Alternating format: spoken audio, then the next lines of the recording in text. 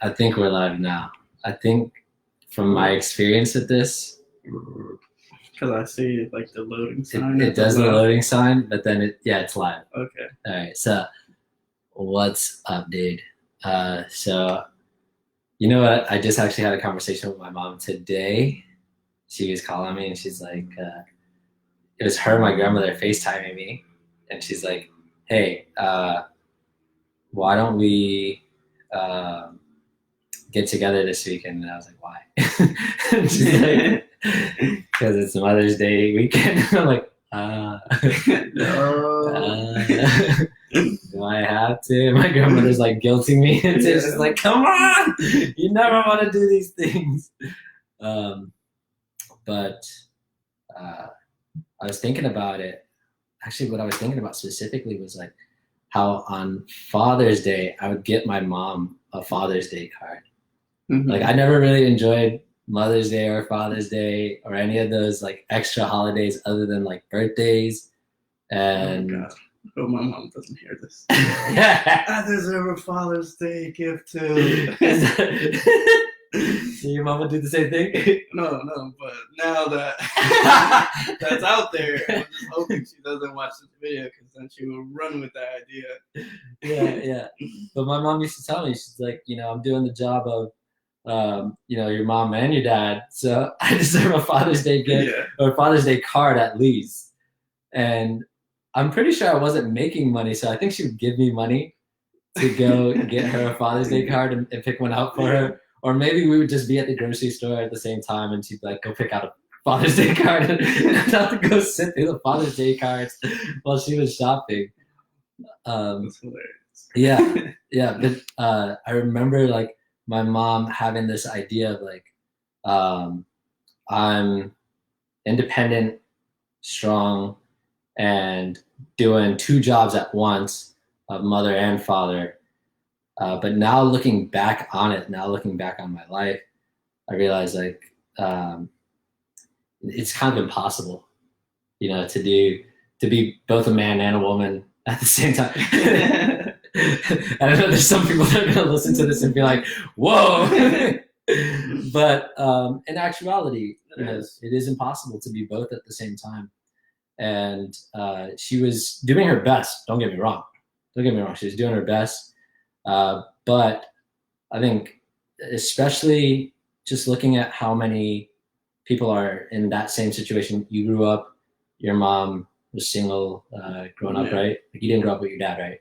No, not at all. Okay. And then your mom did get remarried. Yeah. Yeah. How old were you when that happened? Probably like 17. Oh, okay. So that was like. Okay. Like 17, 18. Oh, okay. For some reason, I thought you were younger or something. But okay, that's interesting because around like a similar time in my life, my mom also got married.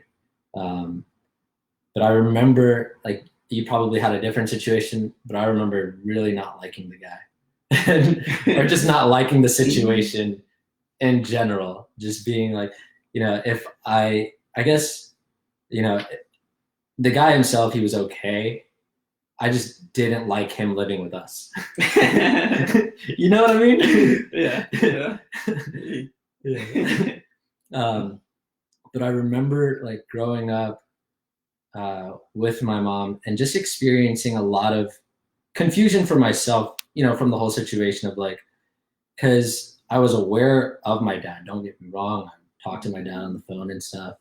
But my mom would really drive home this point, especially around like Mother's Day and Father's Day, that she was both my mother and father, doing the job of both. And to me, it was confusing, not in the sense that like I was confused if my mom was my dad, but confusing in the sense of like, then what is the role of a man really? Mm. Yeah. Did Definitely. You ever get that? Yeah. I'm learning that now. Yeah. And like I felt for myself like a lot of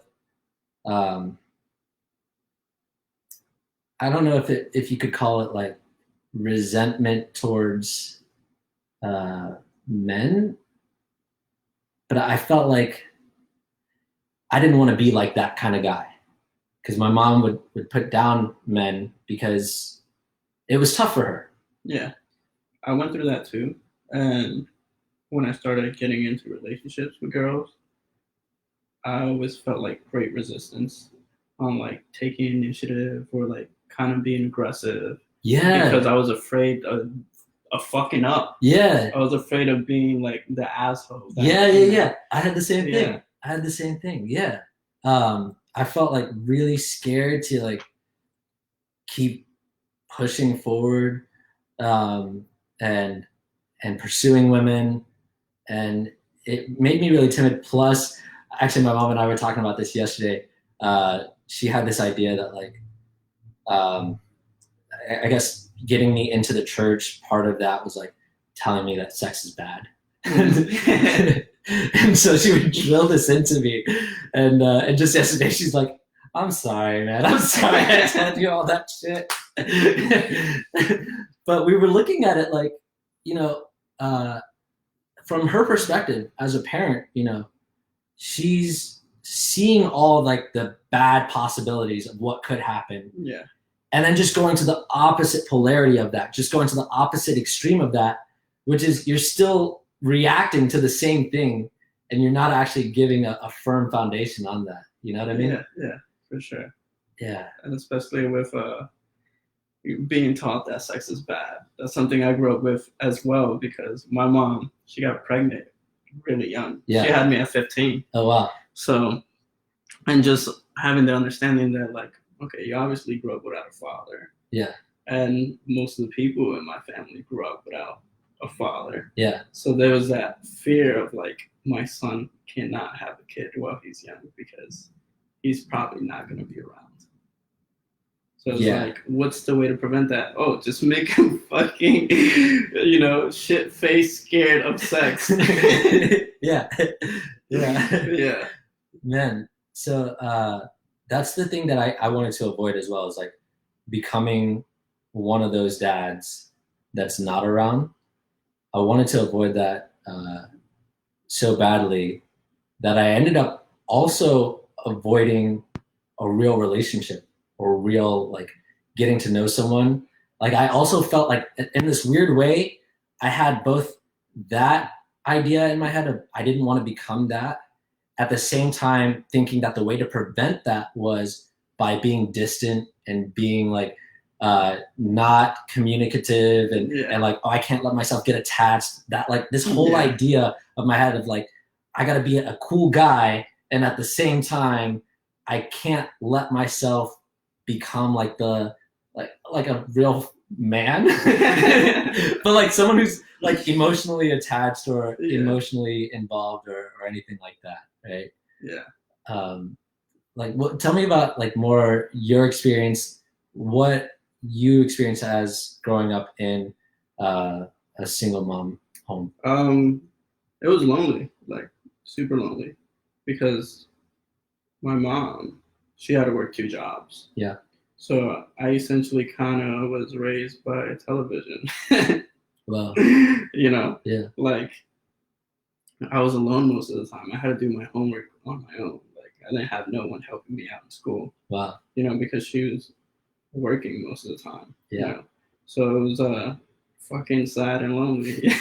And I remember one time, like I made her feel really, because you don't understand as a kid that your parents have to go provide, especially if you're a single parent. Right. That's extra pressure. So I didn't understand, but I was like, hey, what the fuck's my mom?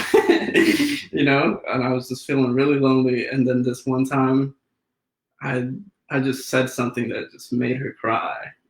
And I didn't understand why I did it, but after I made her cry, I was like, oh, I just did this so I could get attention out of my mom. Oh, how old are you then? I was like probably 11. Oh, okay. I told my mom I didn't love her. Oh. Yeah. But that's interesting, because you probably were really feeling like hurt. Yeah. And that's why you said that, right? Yeah. Man. Yeah, but all I wanted was to see my mom. Yeah. Because at that time she was working 2 jobs. Yeah. And just saw her like in between time. Yeah. She would pick us up from school, cook dinner, then go back to work. Yeah. You know. That's interesting. I can remember feeling lonely as well. I didn't have any siblings. My mom worked multiple jobs. I did have my grandmother who also ran a daycare. And so I would often be there at the daycare. But some days I would stay home. And it was funny. Like, I was also not allowed to watch TV. And I was like the kind of kid who was scared of my mom. I was legit scared of my mom. So I would not turn on the TV when nobody was there. And I just remember spending like, it felt like hours. I don't know exactly how long it was because, when you're a kid, things seem longer than they really are. But it felt like hours just staring out the window and just being like, waiting for my mom to come home. Yeah. But it also kind of instilled in me how to be manipulative. Oh, okay. Which it's not good at all. But because like I had all this time, I was like, I could get away with so much. Oh. And I started figuring out that essentially like if I just have a good report card, the amount of shit I could do without my mom knowing, it's endless. Wow. That's because wasn't around. Yeah. So and that was the indicator on like whether my kid is doing good or not. Right. The report card. Yeah. So I was able to manipulate everyone into thinking that I was doing good just because I had my grades up. Yeah. Wow. I remember something kind of like that. Actually, I couldn't get away with a lot. Even if I had good grades on my report card, if I got like all A's and a B, the B was the focus. Yeah. It was always like, why aren't you trying harder Yeah. in this subject or whatever? Why did you get just satisfactory? Why didn't you get, like outstanding? Yeah. Like in all the other things that you did? I'm like, I don't know. I'm trying. But also, for me, what was interesting was, I don't know if this happened to you, but I also remember, like, because it was just me and my mom, like, she was kind of like my only real friend or like only real person that I could really trust. And so when things would happen where, let's say I got a bad grade or I did poorly on an assignment or something like that, or I did something, I misbehaved in some way, right? And she would tell the rest of the family. I don't know if that ever happened to you, but my mom would like tell other people in the family, and then they would call me and like lecture me and like, oh, why'd you do this? Why didn't you do it this way or whatever? And it would hurt me so much because to me it was like, you're the only person I trust, and you're telling everybody. Yeah. Oh no, that didn't happen to me. It's the opposite. I didn't have no one to talk to. Oh. Like I had my cousin, but if he wasn't around, like I was just alone in my room playing video games. Like, like isolated. Because I only have sisters, so it was like I was raised as an only child. Yeah. Because I always had my own room, and they shared a room. Oh. So it was like essentially I'm an only child. Yeah. And I was always in my room, like, no one to talk to. Yeah. And I eventually like I got so accustomed to it that I didn't want to talk to people. This is not what I do. I can see that. A little bit. When we first met, I was like, you don't talk much. It's interesting because now we talk a lot. Yeah.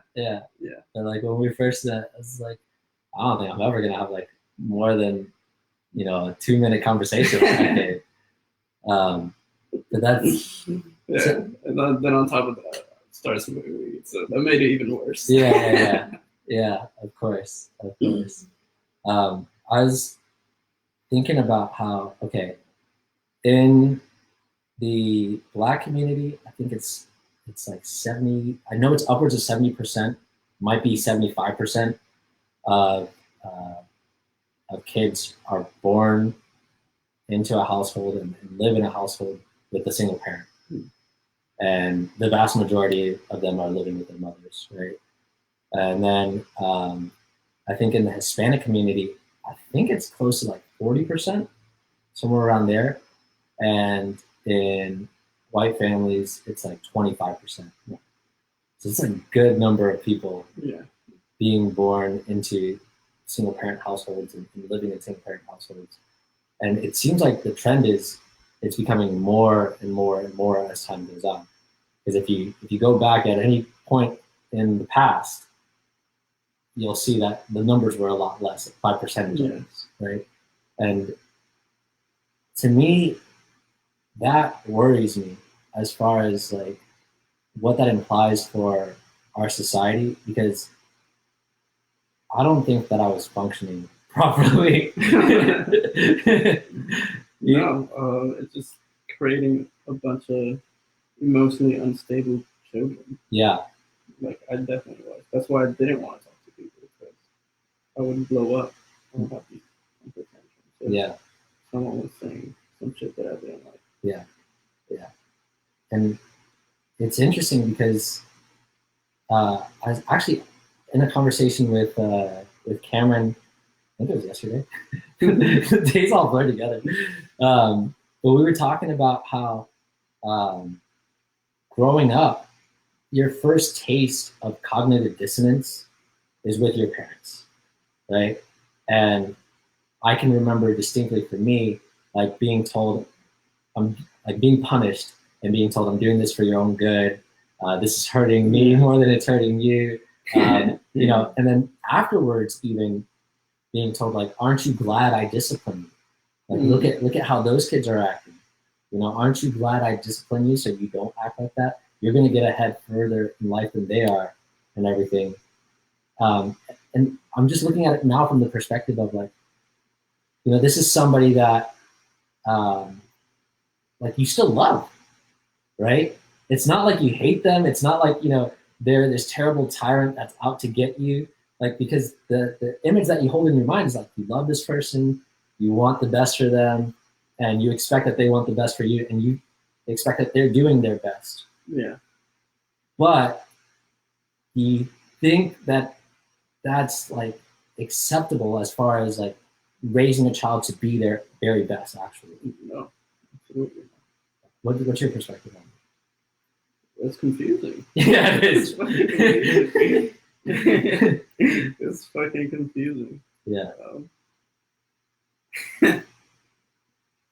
I know for me, well, I wasn't disciplined much growing up, to be honest. I got away with that. I was sneaky. I was a sneaky kid. Okay. I was a sneaky kid. I wasn't so sneaky. I was really sneaky. As soon as like I got in trouble once, it was like, okay, I still want to do this, but let me figure out a way not to get caught. Smart. Even like at 4 or 5, I was figuring things like that. Yeah. But definitely one of the first experiences of cognitive dissonance is just uprooting, because it felt, because I didn't understand my parents had a divorce. My parents divorced when I was around 4, and my mom literally packed up and we went to New York from Puerto Rico. Oh, wow. So I was like, what the fuck are we leaving my dad? Wow. You know, and I didn't understand. Yeah, that's a good point. I didn't understand. Yeah. Because I remember like fucking loving my dad. You know? So at first, it felt like my mom was taking me away from my dad. And I said, why are you doing this? That's my idol. Oh, wow. You know? So that was like probably the first experience. Yeah. And obviously, it's not like,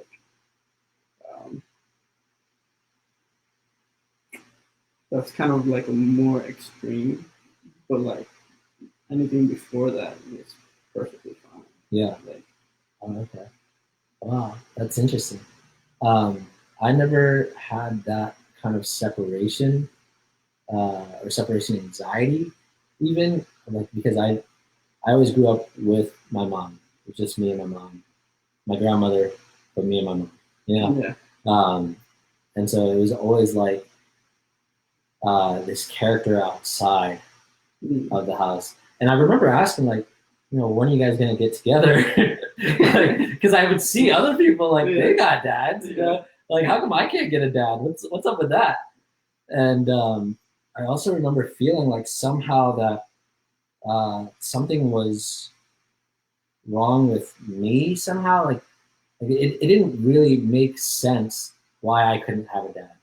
And like I put that blame on myself. It's interesting, like, you always see in like the movies or TV shows, like the parents will sit down with the kid and like, oh, it's not your fault and everything. But what was weird was nobody ever said that to me, at least not that I can remember explicitly right now. But I remember having that feeling like there was something wrong with me, or there's something wrong. And it might have been just because, like, in communication with other kids who their parents were around, like, it might have just come off as like, where's your dad? And I'd be like, oh, my dad's not here. Like that kind of thing. But it's also interesting that you said like about the manipulation, going back to that point, because I was looking at this point for myself. I've noticed that in the past, I've had like performance anxiety.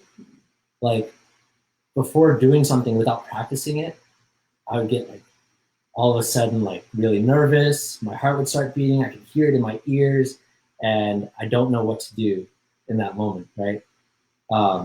And I remember specifically going in front of a camera for an audition, and I was supposed to like just read the script real quick, and like prior to getting in front of the camera, I could read the script. Like, I just had like maybe 30 minutes to prepare. I was reading the script and I'm like, oh, I got this. I'm in. And then as soon as the camera was on and like, other kids went, and I'm like looking at them like, oh shit. Like then the camera's on me and I could barely stutter through what I was supposed to read. And I was like so scared. And I don't know what happened in that moment. But I was looking at that point and I related it to when I was a kid. So my mom was also like my disciplinarian and my nurturer at the same time, right? Whenever I would get in trouble, she would like get this loud voice, like to be like the disciplinarian. She would take on this character and she'd be like, what happened? I'd be like, oh shit. I'd be frozen. And then, she instilled in me this fear of lying, like this fear, like, you better not lie, because if you lie, I'm going to find out. And so I would be frozen in this moment of, do I tell her the truth, which I know will get me in trouble? Do I lie, which if she finds out will get me into even more trouble?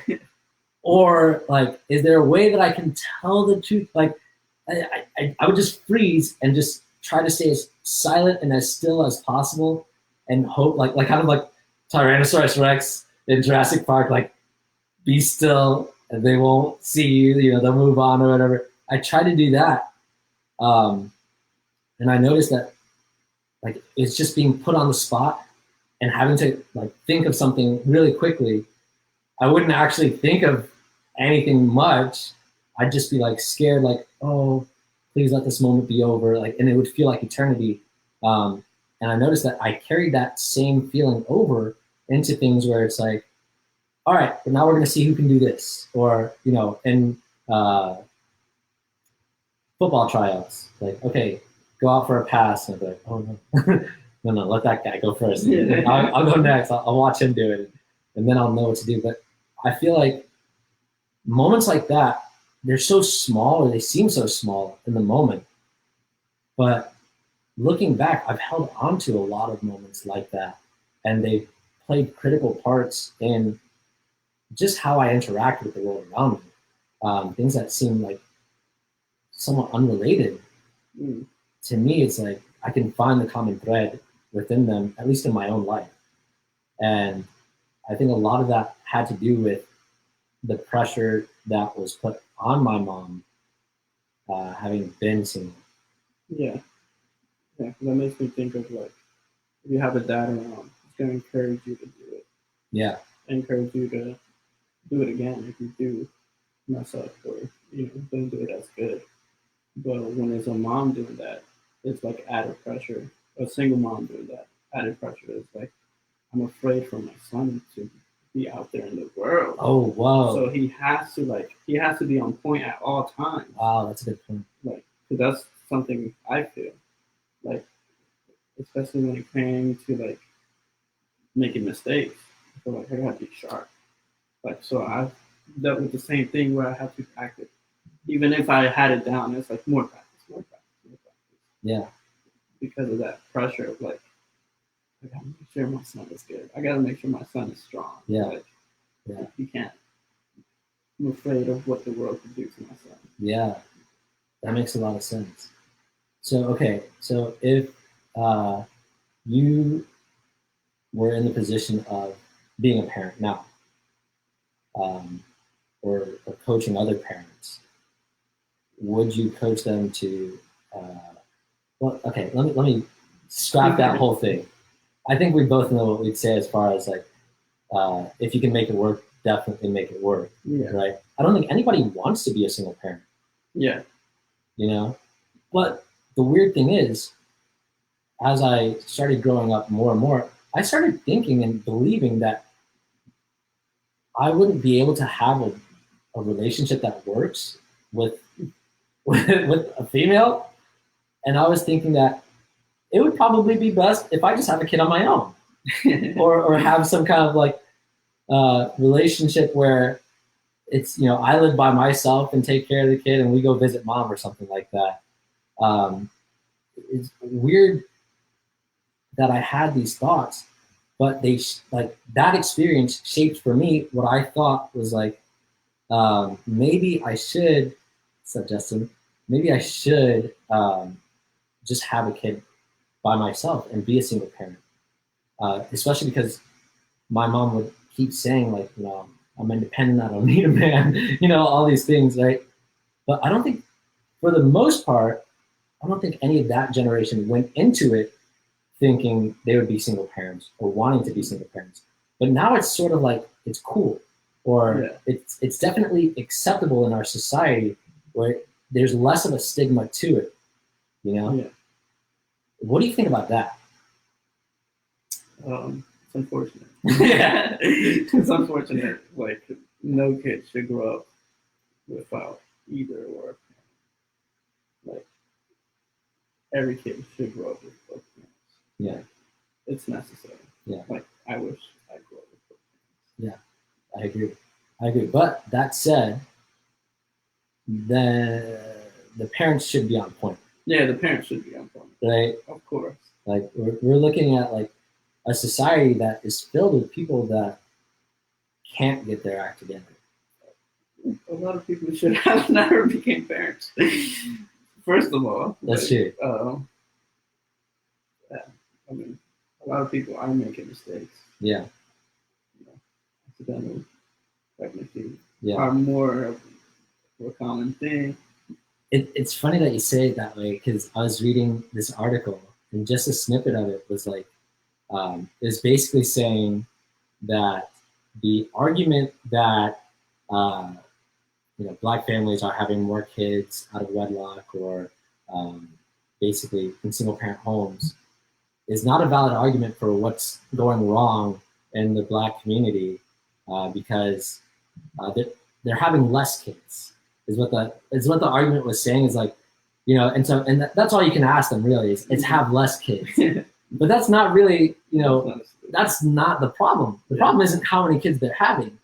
The problem is the parenting. It's like not having the father around. That's the big problem. It's like 70% of them don't have a father around. That's a big problem, right?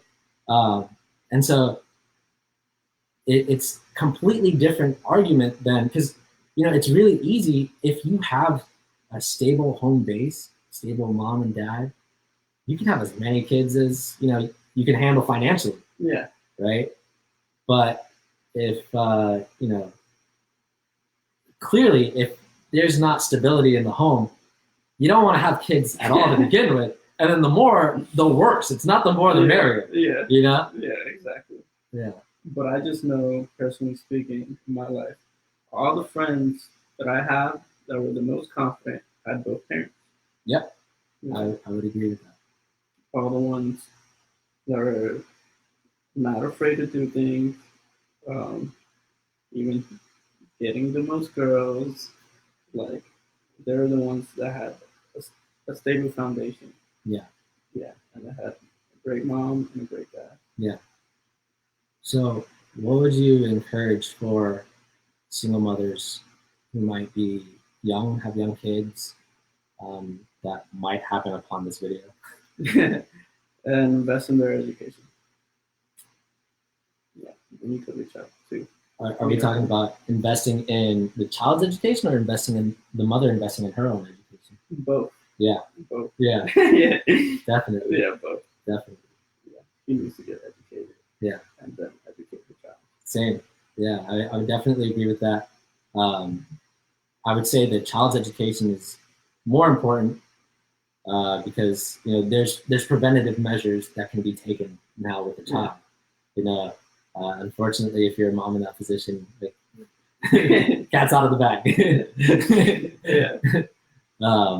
But yeah, but that said, adults can be re-educated as well. You and I were going through a re-education process where we're learning more about ourselves and our own emotional stability.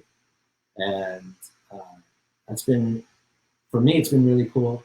I've gotten to the point now where I can see these thoughts that I held in the past, which used to be like a lot of blame towards my mother, a lot of like uncertainty around how I would raise my kids in the future, and just an uncertainty in my own life and lack of confidence.